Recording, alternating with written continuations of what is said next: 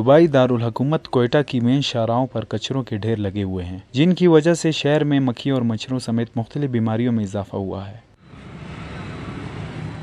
दरियाब road, जिना road, Prince road और satellite town समेत दीगर अहम इलाके जहां पर हुकूमती नुमाइंदों की रहायशगाहें भी मौजूद हैं, इसके बावजूद वहां कूड़ा करकट कसरत से पड़ा हुआ है,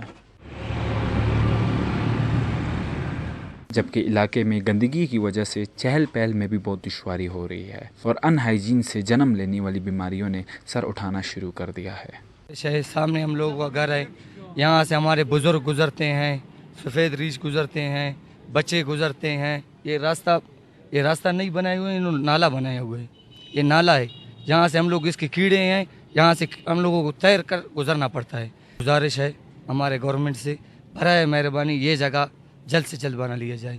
ज़ाहिर बात है घर में अपना कचरा छोड़ नहीं सकते हैं, रोड पर फेंक नहीं सकते हैं, बस यही ठिकाना उसको मिल चुका है, बस हमारे लिए दुश्वारी का मसला बन चुका है। बीमारियां फैल रही हैं, कोई नमाजी है, कपड़े ख़राब होते हैं, बहुत जलालत है, सब परेशान हो चुके हैं इससे यार। ये तो पहले सालों से यहाँ पे गंदगी हुई है, ये आज के दिन नहीं हुआ है। ये पहले भी बहुत सैलाब से पहले भी इसमें बहुत गंदगी पड़ा था, बहुत से आदमी इसमें आके टच हुए हैं, बदबू है। डेली स्कूल से आने वाले बच्चे इधर बदबू से ख्वार हो रहे हैं।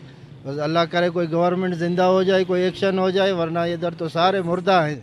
कई कचरों के ढेर के सामने मुतलका दफ्तर भी मौजूद हैं, पर इंतजामिया सफाई करने के बजाय चंद इलाकों से कचरा उठाकर मखसूस आबादी वाले इलाकों में ढेर लगाती दिखाई देती है।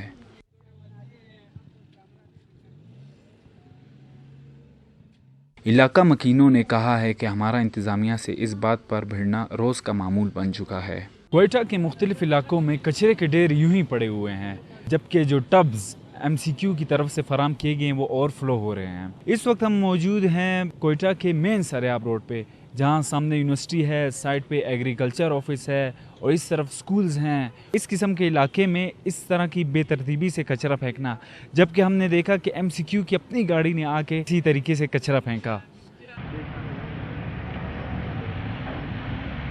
Mohammad Ibrar, voice news, Quetta.